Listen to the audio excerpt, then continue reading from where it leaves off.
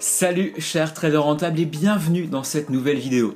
Aujourd'hui, je voulais vous partager une petite astuce pour profiter de plus de 10 années d'historique de cours de bourse et tout ça totalement gratuitement.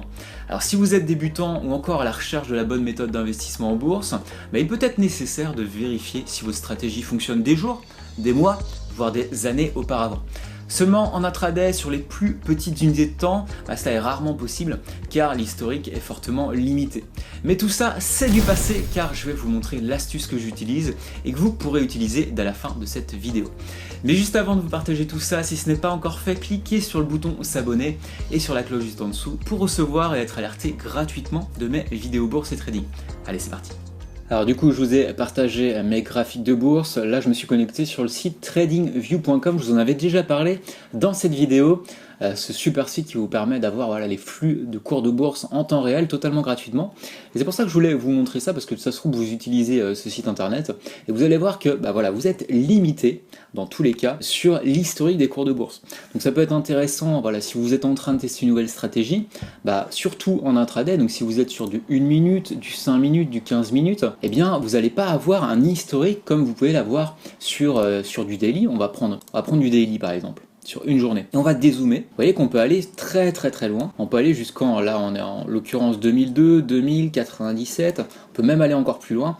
On peut remonter dans les années 90. Même encore avant. Donc là ça s'arrête en 88. Vous voyez que ça s'arrête en 88. Maintenant, c'est du daily, c'est pas forcément du court terme. Et si on souhaite analyser toutes ces données-là en unités de temps plus courtes, il va falloir descendre. Donc si on veut aller sur notre unité de temps préférée, moi j'aime bien le 1 minute, donc je reste sur le 1 minute, je vais être limité. Donc je vais pas arriver en 1988, malheureusement, on va remonter, puis on va voir jusqu'où on peut arriver. En l'occurrence, la dernière bougie, c'est le 24 avril 2017 à 9h. Vous avez 2 semaines et demie de cotation pour analyser effectivement les dernières bougies. Moi je trouve que c'est pas suffisant. Comment voulez-vous étudier votre stratégie, voir si elle fonctionne sur 2 semaines et demie? C'est évidemment pas viable, surtout en intraday, il faut avoir plus d'analyse que ça. Il y a des annonces économiques chaque mois qui peuvent faire fortement varier les cours de bourse, et puis il peut y avoir des mois intéressants à étudier, des mois plutôt plats, ça dépend effectivement des mois de l'année.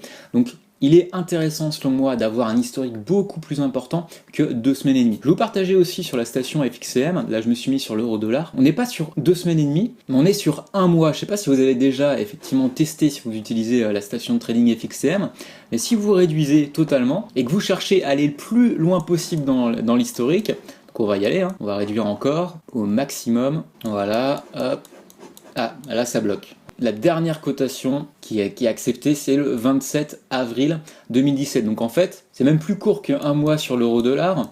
Sur le DAX, je sais que c'est un mois, mais là sur l'euro-dollar, en fait, c'est 2 semaines en fait. Donc c'est pas terrible non plus pour pouvoir étudier correctement et analyser sa stratégie, si elle est viable ou pas viable. Donc ce que je vous propose, c'est que je vous montre comment je fais pour avoir un historique, même en 1 minute, 5 minutes, 15 minutes, de plus de 10 années derrière. Donc vous pourrez étudier et mettre exactement pareil que sur le graphique qu'on voit là, sauf que vous pourrez le voir par exemple dans les années par exemple 2010 si vous souhaitez, en 2012 si vous souhaitez aussi, ça vous permettra d'avoir un historique beaucoup plus complet.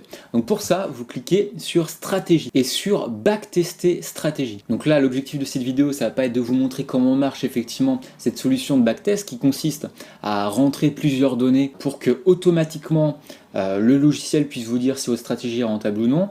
L'objectif là, c'est de voir qu'on peut avoir accès à l'historique et que vous pouvez très bien backtester par vous-même la stratégie. Donc là, en clair, il va vous mettre plusieurs types de stratégies avec des alertes et des signaux, c'est ce que je vous expliquais.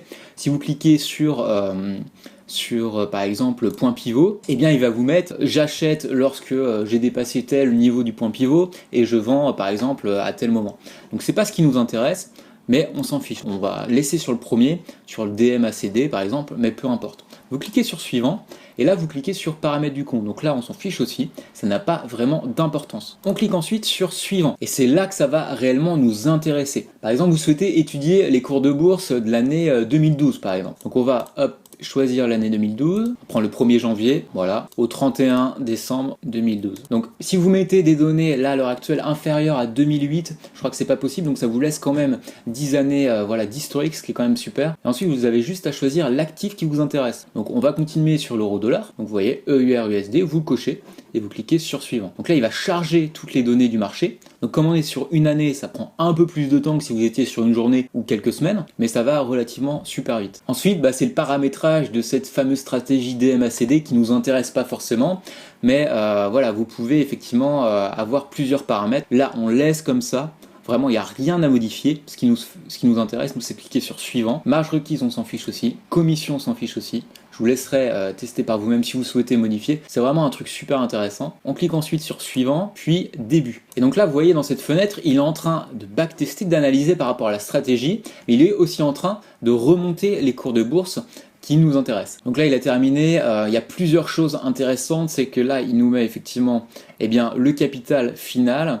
Donc là, il nous a mis en 15 minutes le capital, comment il évolue par rapport à la stratégie. Donc ça, on s'en fiche. On clique sur enlever la région en faisant un clic droit. Et pour information, je pense que voilà, si vous n'avez pas cette solution-là dans votre plateforme de trading, je vous invite à télécharger gratuitement la plateforme sur FXCM. Je suis pas du tout sponsorisé par FXCM, loin de là, mais c'est juste que je trouve leur plateforme plutôt agréable à utiliser. Ensuite, voilà, il y a des petites fenêtres en dessous, donc enregistrement, il vous dit juste si le backtest a débuté, quand il a terminé, donc ça on peut fermer.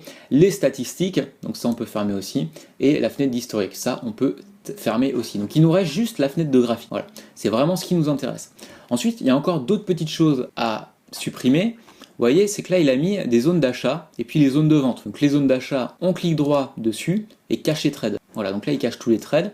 Et ensuite, vous pouvez encore plus cacher des choses, c'est les petits 1 là. Donc ça, vous faites un clic droit, cacher alerte. C'est tout simplement les alertes. Donc là, vous voyez déjà en M15, on a pu accéder toute l'année 2012. Donc là, on le voit en bas, là, on est au 21 décembre 2012, on est au 8 août 2012. Mais ce qui est génial, c'est qu'on va pouvoir remonter en journalier. Donc là, on a une année complète sous nos yeux, donc c'est l'année 2012 sur l'euro-dollar. Et on peut même descendre en 1 minute. Donc là, on va zoomer par exemple sur fin décembre de l'année 2012. En 1 minute sur l'euro-dollar, vous voyez qu'il faut bien zoomer parce qu'on était quand même en journalier, donc c'est totalement normal. Voilà, par exemple, on est sur ces deux journées là, du 3 et du 4 décembre, vous avez exactement ce qui vous intéresse. Donc ce qu'on peut rajouter, c'est comme d'habitude, on peut rajouter nos indicateurs habituels. Donc si vous utilisez Ishimoku, hop, on peut rajouter Ishimoku en un seul coup d'œil, et ça vous permet d'avoir cet historique continuel d'une année complète. Donc ça peut être vraiment intéressant, et ça peut vous permettre d'aller plus loin dans votre stratégie, de pouvoir vérifier s'il y a eu un fait historique à un moment donné, par exemple notamment lors des élections présidentielles. Je pense également au NFP, je pense vraiment à toutes ces notions économiques qui peuvent influer les cours de bourse et qui peuvent être intéressantes d'analyser, et même ne serait-ce que pour analyser votre stratégie de manière standard. Donc la petite astuce supplémentaire, c'est que vous pouvez enregistrer votre projet. Donc ça veut dire que vous pourrez l'ouvrir. Voilà, si on clique sur ouvrir, moi j'ai mis backtest Ishimoku, donc je peux d'un seul clic rouvrir mon projet. Si vous avez fait des modifications, si vous avez mis des petites annotations, ça peut être intéressant de l'enregistrer. Puis ça, c'est pour le reprogrammer, le redémarrer. Donc si vous cliquez sur le plus, vous pouvez choisir les données de marché, c'est ce qui nous intéresse, comme je vous l'ai partagé. Vous pouvez changer d'actif, l'USD JPY, vous pouvez changer la période. Et si on s'amuse à aller un peu plus loin sur la période, donc si je veux mettre par exemple les années 80, je crois qu'effectivement il va nous mettre une alerte, que là en l'occurrence vous voyez il peut aller dans l'intervalle de 2001, donc ça dépend vraiment des actifs. Je sais que sur le DAX c'était 2008, là en l'occurrence sur l'USD JPY c'est en 2001, donc vous voyez vous avez 16 années de cours de bourse comme ça à votre disposition totalement gratuitement sur toutes les unités de temps, donc vraiment profitez-en et testez vos stratégies grâce à cet outil. Voilà, si vous avez aimé cette vidéo, n'hésitez pas à la liker, à la partager en postant un petit commentaire. C'est le meilleur moyen de me dire merci, à vous abonner à ma chaîne en cliquant juste en dessous. Et puis pour aller plus loin, je vous invite à télécharger ma série de vidéos en bourse gratuite en cliquant juste ici. Dans cette série de vidéos, je vous partage les notions nécessaires pour réussir en bourse, celles qui comptent vraiment. Sur ce, je vous souhaite de bons trades et je vous dis à très bientôt dans une prochaine vidéo.